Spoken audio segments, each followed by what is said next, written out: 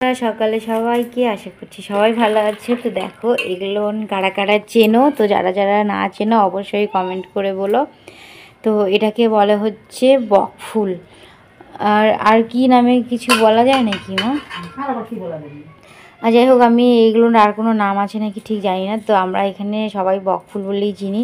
তো এই দেখো ফুলগুলো এগুলো খুলেনি, আর কতগুলো একদম সুন্দর খুলে গেছে। তো এর ভেতরে একটা যে শীষের মতন আছে, এটাকে শুধু বাদ দিতে হবে, বাদ বাকি এটার কিচ্ছু বাদ দিতে হবে না।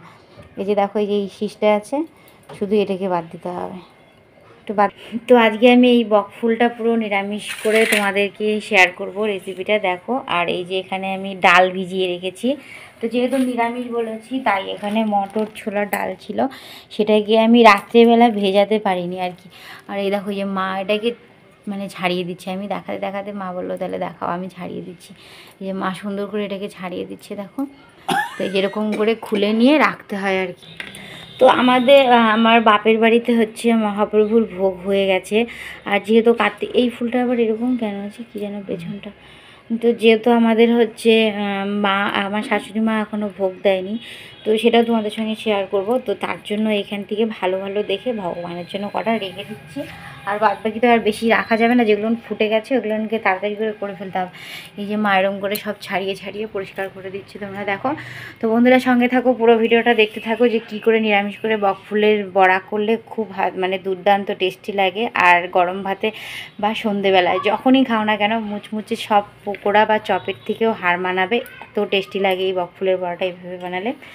তো দেখতে থাকো। তো বন্ধুরা আমরা কিন্তু বেসন দিয়েও করতে পারি, কিন্তু বেসনের থেকে এই যে ডাল ভিজিয়ে বেটে করব, এটাতেই বেশি সুস্বাদু লাগে। তো এই যে মা এরকম করে সব ছাড়িয়ে দিচ্ছে দেখো। তো সঙ্গে থাকো, পুরো ভিডিওটা দেখতে থাকো। টাটা। এটা চাইলে তোমরা মিক্সচারেও দিয়ে নিতে পারো। তো আমি শিলপাটাতে সুন্দর করে বেটে নিচ্ছি দেখো। তো এখানে আমি 3টার মতো কাঁচা লঙ্কা দিয়ে দেবো।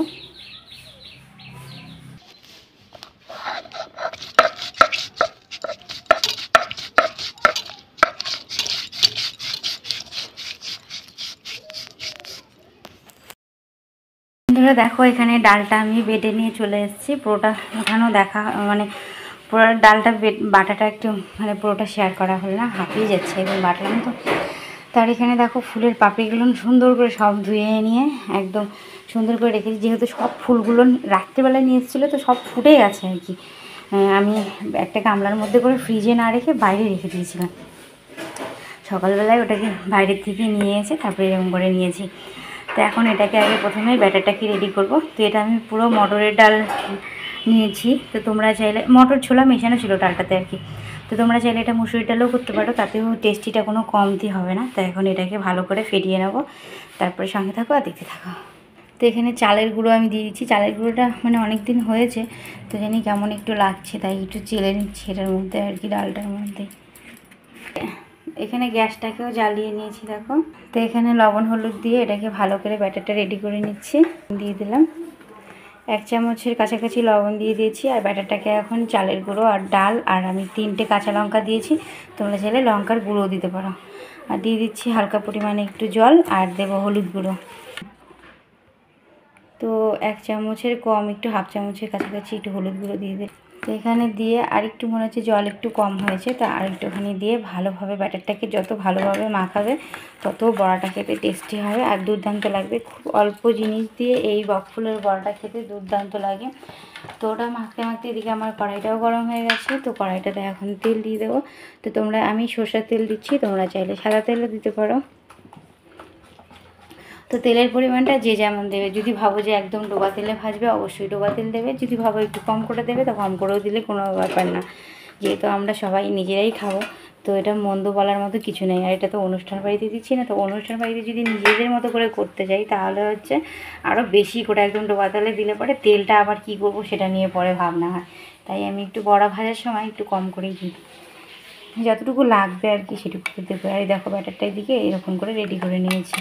তো এখন একটা করে সুন্দর করে তোমরা চাইলে ফুলের মাথাটাকেও রেখে দিতে পারো, মানে এই যে এরকম যে একটা থাকে ফুলে, সেটা দিতে পারো। কিন্তু সেটা দিলে না একটু তেতো তেতো ভাব হয় আর কি। তো আর এরকম করে পুরো ছাড়িয়ে নিলে খুব সুন্দর লাগে আর খেতেও দুর্দান্ত হয়। আর এদিকে তেলটাও দেখো আমার বেশ এখনও গরম হয়ে আসেনি, আর একটু হালকা গরম হতে হবে আর কি। এদিকে এটাকে আমি সব মানে একটা একটা করে নিচ্ছি আর ভালোভাবে রেডি করে নিচ্ছি। তো এদিকে বাবার স্নানও হয়ে গেছে, তো বাবাকে এখন খেতে দেবো। গরম গরম আর কি একটা একটা করে ছেড়ে দিচ্ছি। দেখো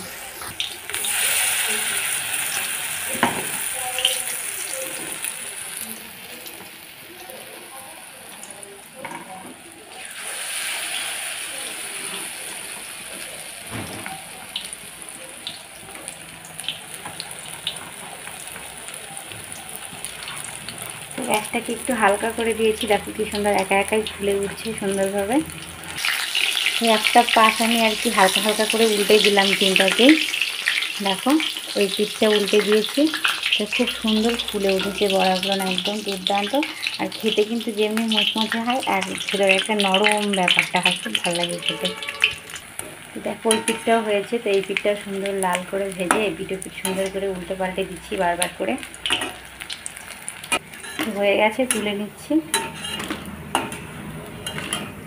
তো দেখো কি সুন্দর ফুলে উঠেছে। এখন আরও এই বাদবাকি যেগুলো আছে সবগুলো এইভাবে সেম প্রসেসে ছেড়ে দেবো।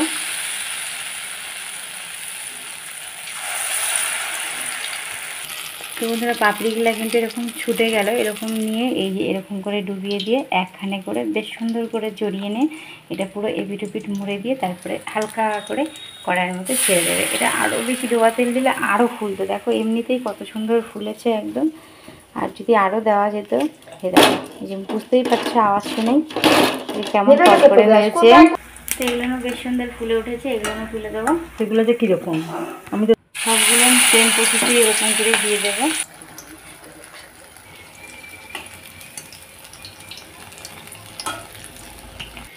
তো দেখো বন্ধুরা একদম প্লেট একদম ভরে গেছে, আর কীরকম মুড়মুড়ে আওয়াজ হচ্ছে এই দেখো। তো খেতেও কিন্তু দুর্দান্ত হয়েছে, এই দেখো একদম মচমচ করছে এই দেখো। তো বন্ধুরা ভিডিওটা যদি ভালো লাগে অবশ্যই লাইক শেয়ার কমেন্ট করতে ভুলবে না। চ্যানেলটাই যদি নতুন হয় সাবস্ক্রাইব করতে ভুলবে না। এই দেখো কি সুন্দর মুচমুচে হয়েছে আর কি, আর খেতেও দুর্দান্ত লাগে। তো বন্ধুরা দেখো বকফুলের বড়াগুলো না আমার অনেকটা মানে অনেকগুলো ফুল দিয়েছি, তো সবগুলো ছাড়িয়ে নিয়েছি। তো এখানে অলরেডি 1 প্লেট হয়ে গেছে। তো এত এখন মানে শুধু বাবা আছে, আর এখন যদি ভাজি তো নিতে যাবে আর কি দুপুর হতে হতে।